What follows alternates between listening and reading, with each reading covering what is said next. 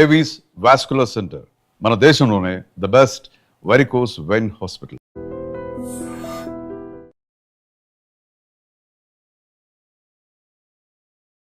Welcome to I dream media.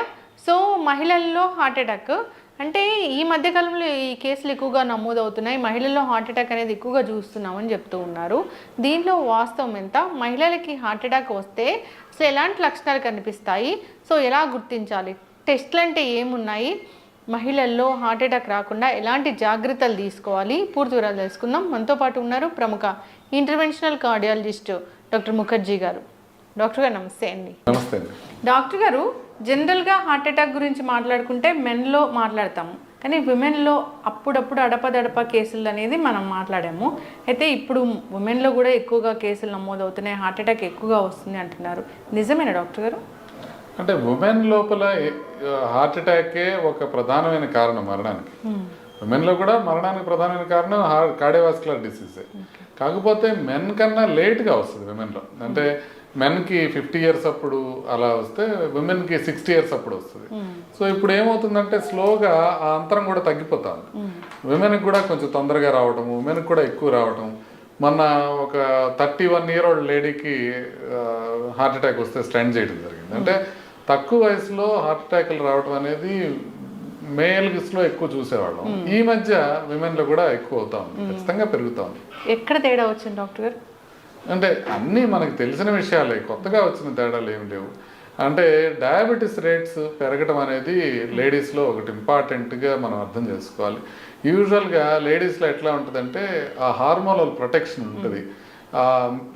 అంటే menopause దాటిన తర్వాతనే యూజువల్గా హార్ట్ అటాక్లు వస్తాయి. కానీ మెనోపాజ్ ముందే ఆ రిస్క్ ఉండేది 2 రకాలుగా వస్తుంది. ఒకటి షుగరు, రెండోది స్మోకింగ్కి ఎక్స్పోజ్ అవటం. అంటే అది ప్యాసివ్ స్మోకింగ్ అయినా సరే, ఇంట్లో ఎవరన్నా ఎక్కువ సిగరెట్లు తాగుతూ ఉన్నారనుకోండి, అక్కడ ఉండే లేడీస్కి కొంత రిస్క్, వాళ్ళకి బెనిఫిట్ పోతుంది, హార్మోనల్ వల్ల వచ్చే బెనిఫిట్ పోతుంది. సో అందుకని డయాబెటీస్ ఉన్న వాళ్ళకి ఆ డయాబెటీస్ పెరిగిపోవడం వల్ల ఇప్పుడు మనకి ఎప్పుడైతే లైఫ్ స్టైల్ మారిపోయిందో, కొంచెం ఎక్సర్సైజ్ తక్కువ అయిపోవడం, ఇంట్లో ఉన్న గృహిణులకు కూడా ఇంతకుముందు వాళ్ళే అంట్లు తోముకోవడం, వాళ్ళే బట్టలు ఉతుక్కోవడం, వాళ్ళే అన్ని పనులు చేసుకోవటం ఉండేది. ఇప్పుడు సాధ్యమైనంత వరకు ఎవరు చేయట్లా.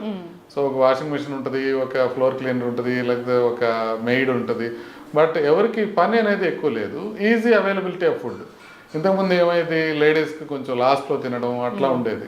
సాధ్యమైనంత వరకు వాళ్ళకి ఫుడ్ తక్కువ ఉండేది. ఇప్పుడు ఏమవుతుందంటే ఫుడ్ అబండెన్స్లో ఉంటుంది, మంచి విషయమే. కాకపోతే ఆ మంచి విషయంతో పాటుగా ఫుడ్ అబండెన్స్తో పాటుగా ఆ కార్బోహైడ్రేట్స్ అనేవి అధికంగా అయిపోవడం, శాచురేటెడ్ ఫ్యాట్స్ అధికంగా అయిపోవడం, వీటి వల్ల హార్ట్ అటాక్లు రావడం పెరుగుతుంది. సో ఓవరాల్గా మనకి లైఫ్ స్టైల్ మాడిఫికేషన్తో డయాబెటీస్ అనేది, మెటబాలిక్ సిండ్రోమ్ అనేది ఎక్కువ అయిపోవటం వల్ల, కొన్ని కల్చరల్ చేంజెస్ మన లివింగ్లో రావటం వల్ల, ఈ 2 కారణాలు ప్రధానంగా చూస్తాను నేను హార్ట్ అటాక్ ఉమెన్లో పెరగడానికి. అయితే ఉమెన్లో హార్ట్ అటాక్ చాలా సైలెంట్గా వస్తుంది అంటారు, అది ఏంటి డాక్టర్ గారు?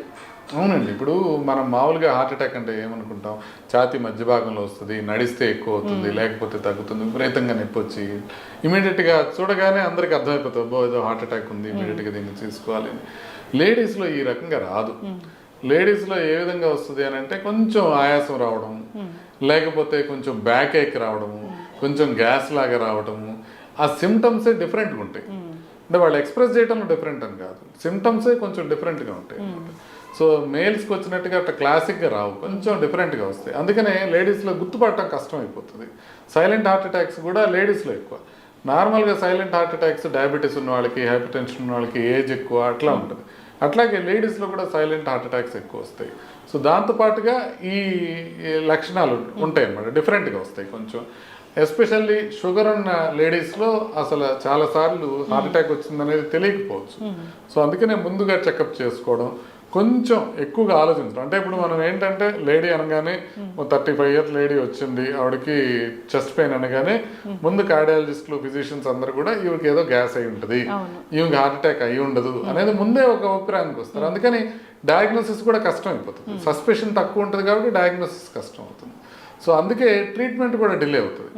సో లేడీస్లో హార్ట్ అటాక్ వస్తే కనుక వాళ్ళలో ట్రీట్మెంట్ డిలేస్ అనేవి కామన్. దాంతోపాటుగా కొన్ని పరిశోధనలు ఈవెన్ వెస్ట్రన్ కంట్రీస్లో లేడీస్ అనేటప్పటికీ ట్యాబ్లెట్స్ కూడా కరెక్ట్గా వెళ్ళవు, వాళ్ళకి ప్రొసీజర్లు కూడా కరెక్ట్గా జరగవు. యాంజియోప్లాస్టీలు కావచ్చు, స్టెంటింగ్లు కావచ్చు, ఇవన్నీ టైంకి జరగటం కానివ్వండి, పూర్తిగా జరగటం కానివ్వండి, వీటిల్లో ఈ మగ ఆడ అనే అంతరాలు ఈవెన్ అభివృద్ధి చెందిన దేశాల్లో కూడా ఉన్నాయి. ఈవెన్ మన దేశంలో కాకుండా మిగతా దేశాల్లో కూడా ఉన్నాయి. సో అట్లా కొంచెం లేడీస్లో గుర్తుపట్టడం కష్టమే కాకుండా ట్రీట్మెంట్ కూడా కొంచెం కష్టం అవుతుంది. ఓకే, ఇప్పుడు ఈ డయాబెటీస్, ఈ బీపీ ఇలా ఉన్న మహిళలు అసలు ఎన్నాళ్ళకు ఒకసారి టెస్ట్ అనేది చేయించుకోవాలి? ఈసీజీ కానీ ఇట్లా గుండెకి సంబంధించిన టెస్టులు కానీ అసలు ఎలాంటి టెస్టులు ఉన్నాయి? అంటే 40 years దాటితే లేడీస్ అందరూ కూడా ఒకసారి ఎకో టీఎంటీ అనే 2 టెస్టులు చేయించుకొని చూసుకోవాల్సి ఉంటుంది. అవి కనుక బాగున్నాయనంటే యూజువల్గా ఇమీడియట్గా మనం ప్రమాదం ఉండే అవకాశం తక్కువ. ఈ టెస్ట్లో కూడా ఎట్లుంటాయంటే టీఎంటీల్లో లేడీస్లో ఫాల్స్ పాజిటివ్స్ కొంచెం ఎక్కువగా ఉంటాయి.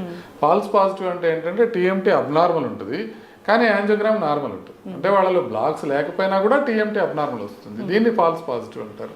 అది లేడీస్లో చాలా కామన్గా ఉంటుంది. సో అందుకని ఈ టెస్టుల మీద కంప్లీట్గా రిలై కాలేము. బట్ బేసిక్ టెస్టులు అవైతే చేయించుకోవాలి. అది 40 years దాటిన తర్వాత అందరూ చేయించుకోవడంతో పాటుగా నొప్పి ఉన్నా, ఆయాసం వస్తున్నా, ఇంట్లో రిస్క్ ఫ్యాక్టర్స్ ఎక్కువ ఉన్నాయి, అంటే బీపీ, షుగర్, కొలెస్ట్రాల్ ఇలాంటి risk factors, genetic risk factors ఎక్కువ ఉన్నప్పటికీ కూడా వాళ్ళు కొంచెం ముందే చేయించుకోవాల్సిన 40 years దాకా ఆగకుండా ముందే చేయించుకోవాల్సిన అవసరం ఉంటుంది.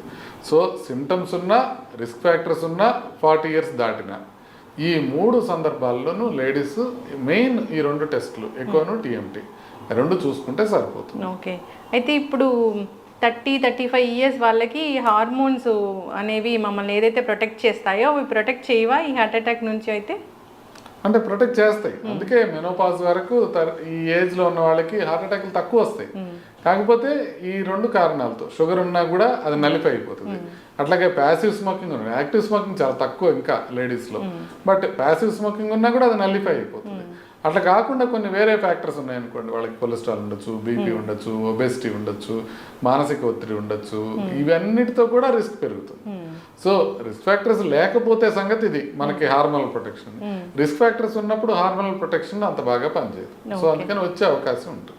ఇప్పుడు ఈ కోవిడ్ వ్యాక్సిన్, కరోనా వచ్చింది, చాలా ట్రీట్మెంట్ తీసుకున్నారు, స్టెరాయిడ్స్ ఇచ్చారు అనేది వీళ్ళకి కూడా వర్తిస్తుందా? అందరికీ వర్తిస్తుంది, లేడీస్కి కూడా వర్తిస్తుంది. యాక్చువల్లీ లేడీస్లో కూడా మనకి ఈ కోవిడ్ తరహా లక్షణాలు కానివ్వండి, కోవిడ్లో ఎఫెక్ట్ అవ్వడం కానివ్వండి, ఎస్పెషల్లీ ఒబేస్ లేడీస్, లావుగా ఉండే వాళ్ళకి చాలా ఎక్కువగా వచ్చినాయి problems. So vaccine side effects కూడా, అంటే కోవిషీల్డ్ లాంటి వ్యాక్సిన్తో వచ్చే సైడ్ ఎఫెక్ట్స్, బ్లడ్ క్లాట్స్ అనేవి లేడీస్లో అధికంగా ఉన్నాయి. అది ఆల్మోస్ట్ వాళ్ళల్లో 60% ఉంటే 40% మేల్స్లో ఉన్నాయి. కాకపోతే ఇప్పుడు మనం చూస్తున్న సడన్ కార్డియాక్ డెత్స్లో, అన్ని సడన్గా ఆకస్మిక మరణాలు ఏదైతే చూస్తున్నాం, వీటిలో ప్రిడామినెంట్గా మేల్సే ఉండటం వల్ల మనకేమర్థం అవుతుందంటే మేబీ వ్యాక్సిన్ వల్ల కాదేమో అని. ఎందుకంటే వ్యాక్సిన్ లేడీస్లో ఎక్కువ ప్రాబ్లమ్స్ క్రియేట్ చేసింది, మేల్స్లో తక్కువ ప్రాబ్లమ్స్ క్రియేట్ చేసింది. కానీ ఇప్పుడు వస్తున్నది స్టిల్ మేల్స్లోనే ఎక్కువ వస్తుంది. సో అందుకని ఇది వ్యాక్సిన్ వల్ల కాదేమో అనేది మనకు అర్థమవుతుంది. ఈ రీసెంట్గా మీరు ఒక ఆర్టికల్ రాశారు, అంటే డెలివరీ తర్వాత ఉమెన్ చాలా జాగ్రత్తలు తీసుకోవాలి, వాళ్ళల్లో కూడా హార్ట్ ఇష్యూస్ అనేవి వచ్చేది ఉందని. అది ఎట్లా డాక్టర్ గారు?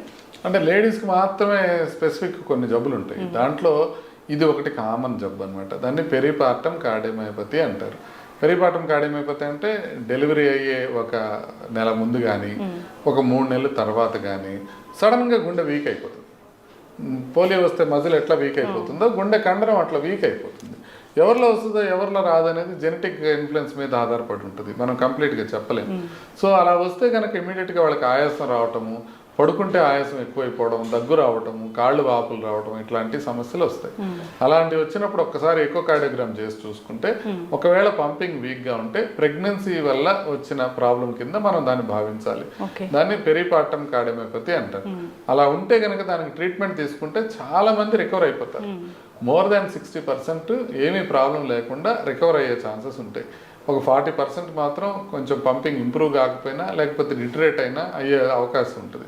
సో దాన్ని ఈజీగా తీసుకోకూడదు. ఒకసారి కనుక ప్రెగ్నెన్సీలో ఆ సమస్య వస్తే తర్వాత మళ్ళీ ప్రెగ్నెంట్ అయితే రికవర్ అయిపోయినా కూడా మళ్ళీ అదే వచ్చే అవకాశం ఉంటుంది. అందుకనే ఒకసారి ప్రెగ్నెన్సీలో పెరిపార్టమ్ కార్డియోమయోపతి వస్తే ఇక మళ్ళీ 2వ ప్రెగ్నెన్సీకి వెళ్ళొద్దు అని చెప్తా ఉన్నట్టు, వాళ్ళు రికవర్ అయినా కూడా. సో అందుకోసమనే రికవరీ అయ్యే అవకాశం ఉంటుంది, బట్ రికవరీ అయిన తర్వాత కూడా వాళ్ళు జాగ్రత్తలు తీసుకోవాల్సిన అవసరం ఉంటుంది. Yes sir. సో డాక్టర్ గారు, ఉమెన్లో హార్ట్ అటాక్, హార్ట్ ఇష్యూస్ గురించి మాట్లాడుతున్నాం కాబట్టి ఒక 40 నుంచి మనం ఈ టెస్ట్లు అనేవి హార్ట్కి సంబంధించి చేయించుకుంటే మంచిదా? ఖచ్చితంగా హార్ట్కి సంబంధించిన టెస్ట్లు అన్ని 40 తర్వాత చేసుకోవాలి. ఓకే. ఇప్పుడు ఈవెన్ యాంజియోగ్రామ్ తీసుకున్నారనుకోండి, యాంజియోగ్రామ్లో కూడా లేడీస్లోను మెన్లోను డిఫరెంట్గా ఉంటాయి. లేడీస్లో కొంచెం రక్తనాళాల సైజు తక్కువ ఉండటంతో పాటుగా ఒక స్పెషల్ జబ్బు ఉంటుంది, స్కాడ్ అనే ఒక జబ్బు ఉంటుంది రక్తనాళాల్లో, స్పాంటేనియస్ కరోనరీ ఆర్టరీ డిసెక్షన్ అంటారనమాట. అంటే రక్తనాళం గోడల లోపల చీలికలు ఏర్పడడం, దాంతోపాటుగా ఇరోజన్ అంటారు అనమాట. అంటే మామూలుగా మనం ఇంకా హార్ట్ అటాక్లు ఎట్లా వస్తాయి, ప్లాక్ వస్తుంది, కొలెస్ట్రాల్ ప్లాక్. ఆ కొలెస్ట్రాల్ ప్లాక్ దాని మీద క్లాట్ ఫామ్ అయ్యి దాంతో వస్తుంది. అంటే ప్లాక్ రప్చర్ అయ్యి ఆ ప్లాక్ రప్చర్ మీద క్లాట్ ఫామ్ అయ్యి మనకి హార్ట్ అటాక్ వస్తుంది. లేడీస్లో కొంత డిఫరెంట్గా ప్లాక్ ఇరోజన్ అని ఏర్పడుతుంది. అంటే పెద్ద పగుళ్ళు కాకుండా చిన్నగా గీరుకున్నట్టుగా చిన్న ప్రాబ్లమ్స్ వచ్చినా కూడా వాళ్ళ క్లాట్స్ వస్తాయి. సో అందుకని ఈ ప్లాక్ ఇరోజన్ అనేది ఒక కొత్త మెకానిజం అనమాట లేడీస్లో హార్ట్ అటాక్ రావడానికి. ఇలా లేడీస్లో రక్తనాళాల్లో కూడా డిఫరెన్సెస్ ఉంటాయి. సో 40 years దాటిన తర్వాత అందరూ చెకప్ చేయించుకోవడం మంచిది. అసలు ఇంకా ముందే కొంచెం ఇప్పుడు 20-25 దాటినప్పుడే ఒకసారి కొలెస్ట్రాల్ ఎట్లా ఉంది, బీపీ ఎట్లా ఉంది, షుగర్ ఎట్లా ఉంది అనే బేసిక్ టెస్ట్లు అయితే చేయించుకుంటే మంచిది. అంటే ఇప్పుడు మనం చెక్ చేస్తే కానీ బీపీ ఎంత ఉందో తెలియదు, చెక్ చేస్తే కానీ కొలెస్ట్రాల్ ఎంత ఉందో తెలియదు. చాలా మందికి షుగర్ కూడా సైలెంట్గానే ఉంటుంది. సో అందుకని అవి కూడా మనం చెక్ చేసుకొని చూసుకుంటే, ఒకటి మనం ఏదైనా ప్రాబ్లం వస్తే ముందే గుర్తుపట్టచ్చు, రెండోది ఏదైనా బార్డర్ లైన్ ఉంటే మనం అప్పటికే లైఫ్ స్టైల్ మార్పుతో దాన్ని కంట్రోల్ చేసుకోవచ్చు. ఇప్పుడు ఫర్ ఎగ్జాంపుల్ ప్రీ డయాబెటీస్ ఉందనుకోండి, ఇమీడియట్గా బరువు తగ్గి ఎక్సర్సైజ్ ఎక్కువ చేసి మనం దాన్ని కంట్రోల్ చేసుకోవచ్చు, అది డయాబెటీస్కి వెళ్ళకుండా. అదేవిధంగా ఈ ఫస్ట్ ప్రీ హైపర్ టెన్షన్ ఉందనుకోండి, బీపీని కూడా మనం ఎర్లీ స్టేజ్లోనే గుర్తించి మనం దాన్ని తగ్గించుకోవచ్చు. బీపీ అసలు ఎంత ఉంటే హార్ట్ మీద ప్రభావం చూపిస్తుంది? అసలు నార్మల్ ఇంటి దగ్గర 130/80 కన్నా తక్కువ ఉండటం నార్మల్. 130/80 కన్నా ఇంటి దగ్గర ఎక్కువ ఉన్నా, 140/90 డాక్టర్ దగ్గరికి వెళ్ళినప్పుడు ఉన్నా అది మనకి హార్ట్ పైన ఎఫెక్ట్ కలిగిస్తుంది. అంటే హార్ట్ అటాక్ వచ్చే అవకాశాన్ని అది 24% పెంచుతుంది. స్ట్రోక్ వచ్చే అవకాశం, పక్షవాతం వచ్చే అవకాశాన్ని 42% పెంచుతుంది అది. అందుకే మనం బీపీ ఉందంటే ఖచ్చితంగా దాన్ని ట్రీట్ చేసుకోవాల్సిన అవసరం ఉంది. ఉమెన్కి కూడా అదే, ఉమెన్కి కూడా అంతే ఉంటుంది, సేమ్ లెవెల్స్, మనకి బీపీ లెవెల్స్ సేమ్గా ఉంటాయి. ఓకే. అంటే ఎప్పుడైనా 130 ఉండి లేదా 120 ఉండి ఈ డయాస్టాలిక్ అనేది 90 ఉంటే అది అబ్నార్మలే, 80 కన్నా తక్కువ ఉండాలి. సో ఎప్పుడు చిన్న వయసులో ఏంటంటే సిస్టాలిక్ అనేది నార్మల్ ఉండి డయాస్టాలిక్ ఎక్కువ ఉంటుంది, అది కామన్. 130/90 అనేది కామన్, బట్ అది అబ్నార్మల్. సో ఏజ్ పెరిగే కొద్ది ఇప్పుడు 70 years వచ్చినాయి అనుకోండి, అప్పుడు ఎంత ఉంటుంది అంటే 150/60 అట్లా ఉంటుంది. అంటే అది సిస్టాలిక్ ఎక్కువ ఉంటుంది, డయాస్టాలిక్ తక్కువ ఉంటుంది.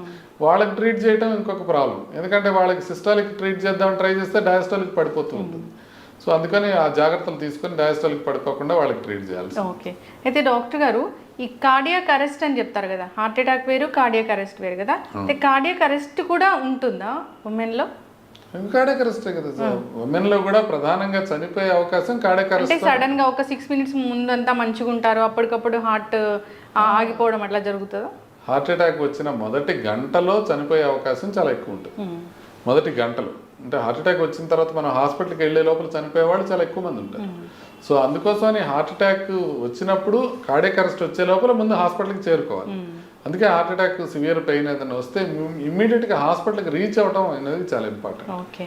అసలు ఉమెన్కి హార్ట్ ఇష్యూసే రాకూడదు అంటే జాగ్రత్తలు ఏముంటాయి? మెన్ ఏ విధమైన జాగ్రత్తలు తీసుకోవాలో ఉమెన్ కూడా అదే జాగ్రత్తలు తీసుకోవాలి. అంటే ఆహారం విషయంలో జాగ్రత్తలు తీసుకోవటం, బరువు జాగ్రత్తగా మెయింటైన్ చేసుకోవటం, వ్యాయామం రెగ్యులర్గా చేసుకోవటం, మనం మానసిక ఒత్తిడి తగ్గించుకోవటం, నిద్ర సరిగ్గా పోవటం, ఇవి ఏదైతే మగవాళ్ళలో ఉపయోగపడతాయో అదే లేడీస్లో కూడా ఉపయోగపడతాయి. సో కాకపోతే ఓన్లీ అడ్వాంటేజ్ ఏంటంటే ఇప్పుడు దాకా లేడీస్కి వ్యసనాలు చాలా తక్కువ, ఇండియాలో వ్యసనాలు తక్కువ ఉంటాయి లేడీస్కి. దానికి తోడు కొంత కష్టపడి పని చేస్తారు మెన్ కన్నా కూడా. ఇప్పుడంతా అదే మనం అనుకున్నట్టుగా తగ్గిపోతూ ఉంది. సో అందువల్ల కొంత సహజ సిద్ధమైన అడ్వాంటేజెస్, హార్మోనల్ అడ్వాంటేజ్ కాకుండా ఈ అడ్వాంటేజెస్ కూడా ఉంటాయి. ఇప్పుడు కొత్తగా విమెన్ వేపింగ్ చేయడం మొదలుపెట్టారో, స్మోకింగ్ చేయడం మొదలుపెట్టారో, ఆల్కహాల్ అనేది ఎప్పుడైతే ఆ అప్పర్ సోషియో ఎకనామిక్ గ్రూప్స్లో కామన్ అయిపోతుందో లేడీస్లో, అప్పుడు మనకి అడ్వాంటేజెస్ అన్నీ పోయే అవకాశం ఉంటుంది. Okay.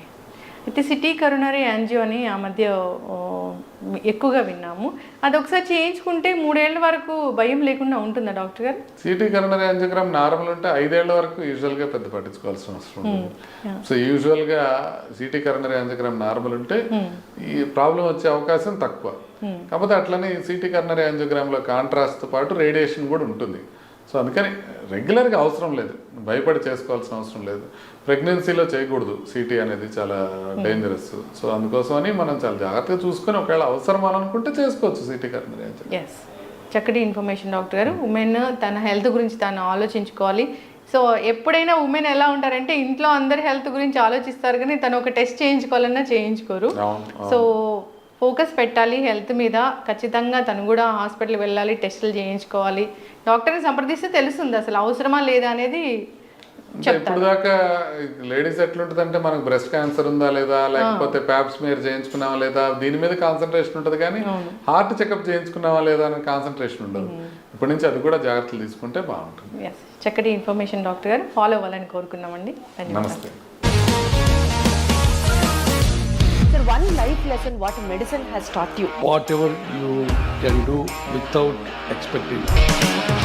But I really believe మన పాజిటివ్ యాటిట్యూడ్ ఉంటేనే మనం ఏదైనా సాధించగలం. గట్ని మనం కరెక్ట్గా డీల్ చేసినట్లయితే అది మనకి పాజిటివ్ హార్మోన్స్ని రిలీజ్ చేస్తుంది. షుగర్ వచ్చిన వాళ్ళ పరిస్థితి ఏంటి? పొట్ట దగ్గర పెరిగితే దాన్ని ఆండ్రాయిడ్ అంటారు, ఆండ్రాయిడ్ ఫోన్ కదా. అసలు థాట్స్ ఎందుకు వస్తాయి? బ్రెయిన్ డెడ్ అంటే దానికి ప్రపంచం అంతా కూడా కొన్ని నిర్దిష్టమైనటువంటి లక్షణాలు. మానసికంగా ధైర్యంగా ఉంటే క్యాన్సర్ జయించవచ్చు. You are a doctor for a cause sir, అంతే. వాళ్ళకి వచ్చిన ఆదాయం కాకుండా ఫ్రీ సర్వీస్ ఎంతమందికో చేస్తుంది. And don't forget to subscribe to iDream.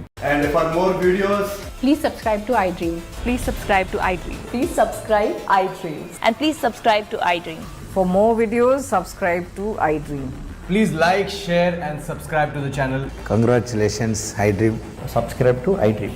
Subscribe to iDream. So subscribe to iDream Media. iDream ki iDream team andarki huge congratulations. Please subscribe iDream Media. Please subscribe to iDream. Subscribe iDream. Please subscribe to iDream. iDream అంటే నా కళల ఛానల్ను subscribe చేసుకున్న నోరు తిరుగుతలేదు, మీరైతే గంట గుర్తు కొట్టండి. For more such videos, please subscribe to iDream. Subscribe to iDream. Please subscribe to iDream. Please subscribe iDream Media. Please do subscribe to iDream. Please subscribe to iDream Media. For best entertainment and information, please subscribe iDream.